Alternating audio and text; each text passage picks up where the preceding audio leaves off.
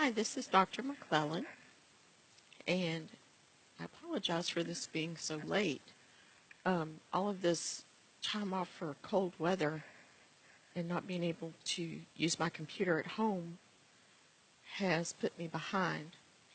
So, we've worked our way through the Welcome Course Information Syllabus and Resources unit, and then you can probably see core assessment. You can't see any of the assignments in it. I will release those later as we get to them. This is something that is due at the end of the semester, though. I do like to work on it all the throughout about starting about midway, so about after spring break, these assignments will start opening up and having due dates. So we start off with historical foundations and the U.S. Constitution, and then we move into Unit 2, the Supreme Court and Civil Liberties and Civil Rights. And then Unit 3 is the branches of the U.S. government and the bureaucracy. And then Unit 4 is interest groups, the media, voting, and foreign policy. So in Unit 1, you'll see something called the proofreader. It is not a graded assignment, but it is presented as an assignment. It is for you to do or not do. Blackboard makes it assignment. I can't make it unmake it an assignment, so don't panic if you see it. And if you use it, you're not graded on it. That's why it has 0 grade. So the historical foundations in the U.S. Constitution are broken up into what is government, political socialization, the roots of the Revolution, the Constitution of the United States, and federalism. And then when you click on these, you will find other links. So the lecture slides they're a nice general overview of the chapter that you're supposed to read for this unit, and be sure that you pay attention to all of the bold-faced words. You're going to see those come up again and again. The next one, this is a reading link, and this is chapter 1.1, and this is actually the textbook. Now, the easy way to do this, so in my classes, I'm also trying to teach students how to college. So one of the nice things is if you're looking at a textbook and you're not sure what you're supposed to be learning in each section. So, oh, I hate that thing. I don't want to log in. I can't get, there it goes. Explain what government is and what it does. So that's what this section is all about. What is government? What does it do? Can you ask that? Can you answer that question? What is government and what does it do? And then can you identify the type of government that the United States has and compare it to the other forms of government?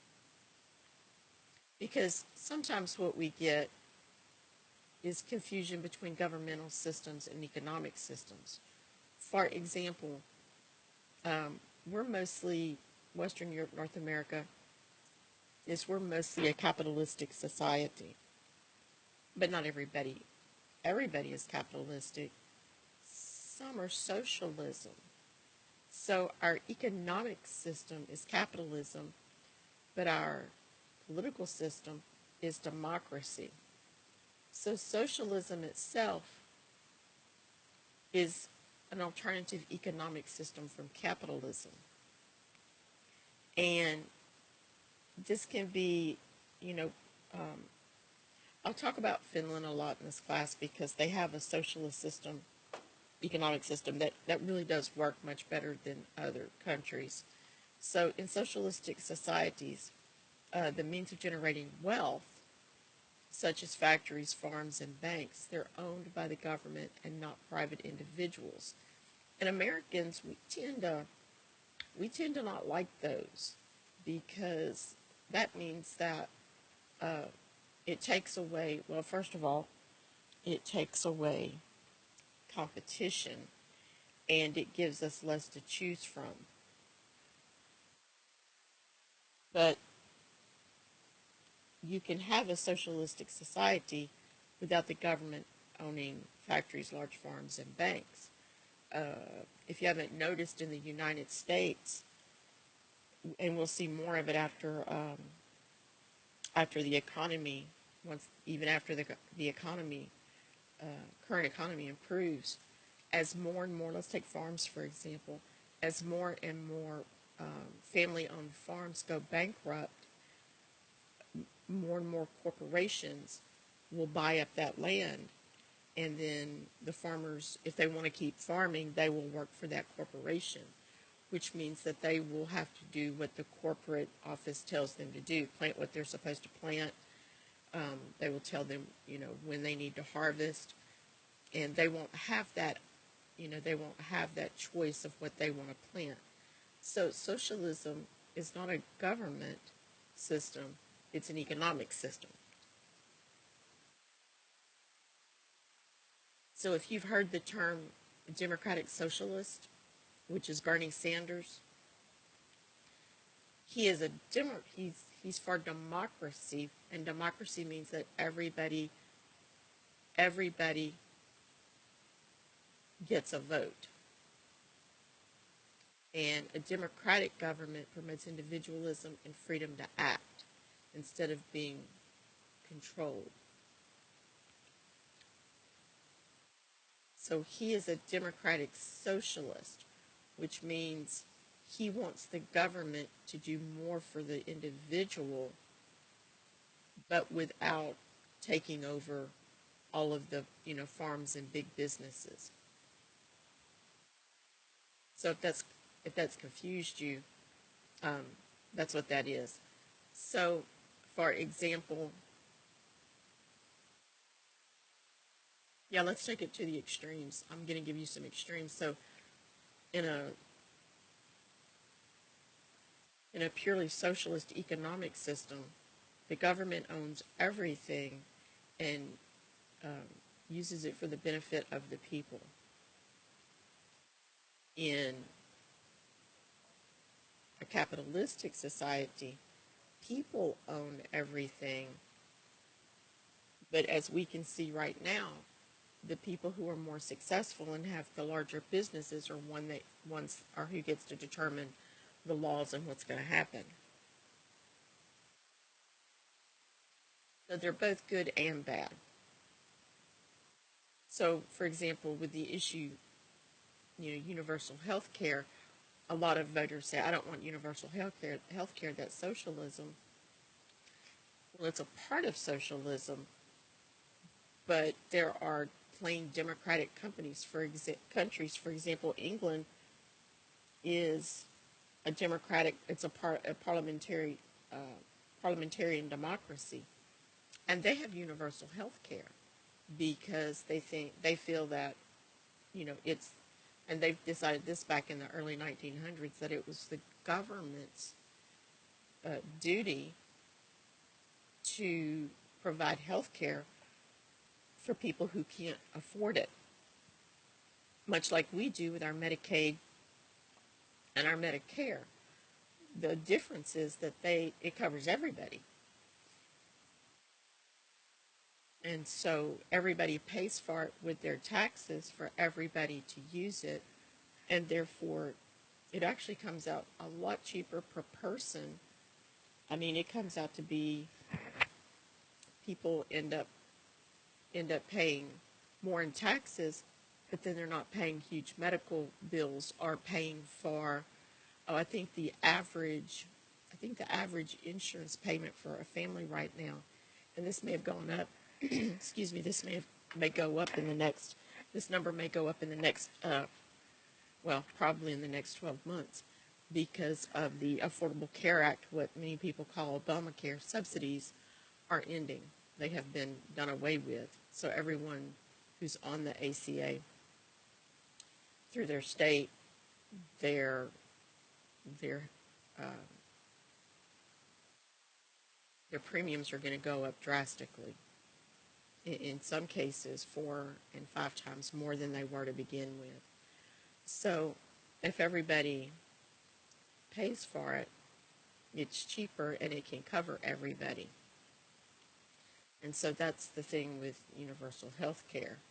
And you can have it even if you're a democratic country, such as England or Canada. Canada's a democratic, parliamentarian democracy too, and they have universal health care. Okay, so if you look at it, from an economic point of view, it's cheaper to have universal health care. Okay, so the next one is 1.2, who governs. And when you click on it, this is just like the previous one where you're going through the book and describe pluralism and elitism debate and explain the trade-offs perspective on government. So you want to know, what is pluralism and elitism? So what are they? What's their definition? And then what's the debate about them?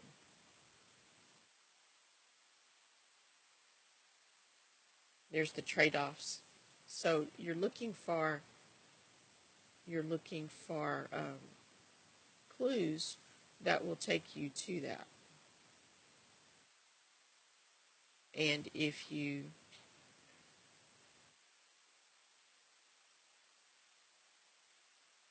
get lost, then you can come up here to the search box and you can put it in here. And so we want the trade-off.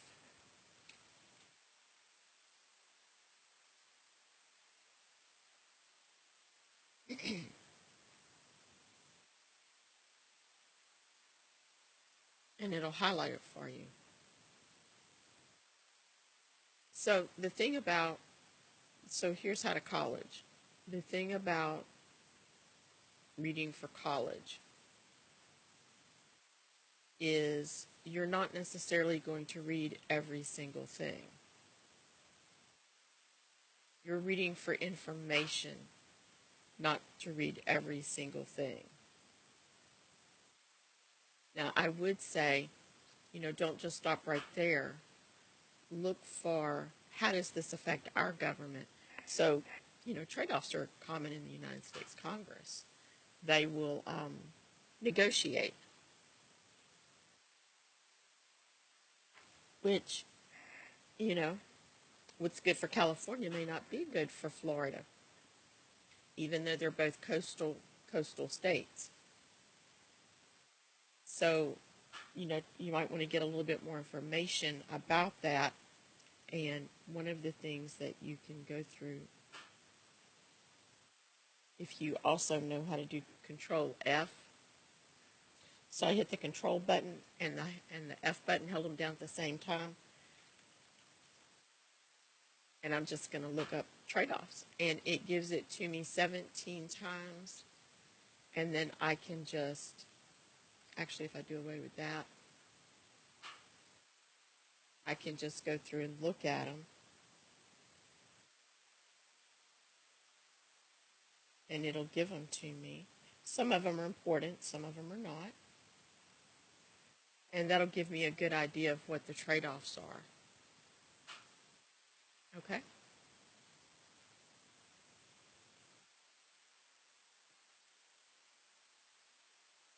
So, a good thing to do is to look at this and ask yourself,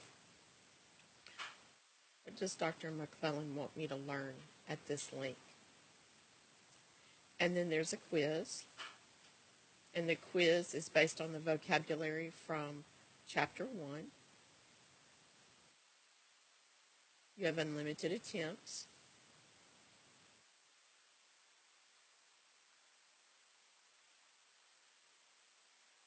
I don't know why it keeps saying that. Questions are displayed one at a time. There's no backtracking. The questions are randomized, and the answers are randomized. This is a daily grades and quizzes. You get unlimited attempts. I'm glad I opened this class to look at it because this is not set up like I wanted it to. and then you have a 30-minute time limit.